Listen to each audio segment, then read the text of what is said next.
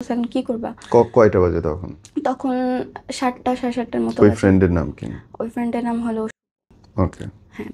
তারপর ও হলো কি তোমাদের সাথে পড়ে?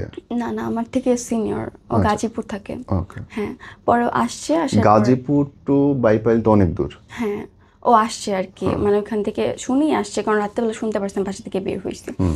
আসার পর হলো বলতেছি কি হয়েছে, কই যাবা, কি করবা এখন? আমি বলছি আম্মু তো ফোন কিনে দেবে না, আমার ভালো লাগতেছে না।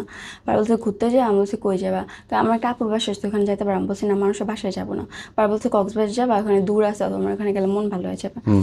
আমি মানে মানে শুভই বলছে তোমাকে কক্সবাজার হ্যাঁ যাওয়ার জন্য? হ্যাঁ আমি ওকে। হলো মানে বুঝি নাই যে কক্সবাজার এত দূর, মানে আমি যাইনি এর আগে। আচ্ছা। ওর সাথেই ফার্স্ট টাইম গেছি। পরে বলতে আমি বলছি কখন যাবো, পরে বলছে রাত্রেবেলা যাবো, রাত্রেবেলা 8টা 9টার টিকিট আছে। পরে 9:30টার টিকিটে আমি বের হয়েছি, ওই মানে গাড়িতে উঠছি। এই পুরো দিন কোথায়?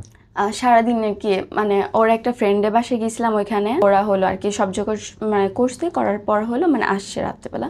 ওর আন্টিকে মানে আন্টি বাসায় ছিলাম, ও বলছে যে আমার বোন হয়, এই কথা বলে মানে ছিলাম ওখানে। পরে এখান থেকে বের হয়েছি, বের হয়ে আর কি বাসে উঠছি। বাসে উঠার পর গিয়েছি, এখন এদিকে সারা রাত পার হয়ে যেতেছে। এখন আম্মু শুনতে পারছি এই ছেলেটার কথা, আম্মু ওরও কল দিছে, ও আর কিছু বলে না, মানে ভয় পেয়ে আর কিছু বলে নাই। পরে আমরা গেলাম কক্সবাজার, কি ওখানে ঘুরলাম।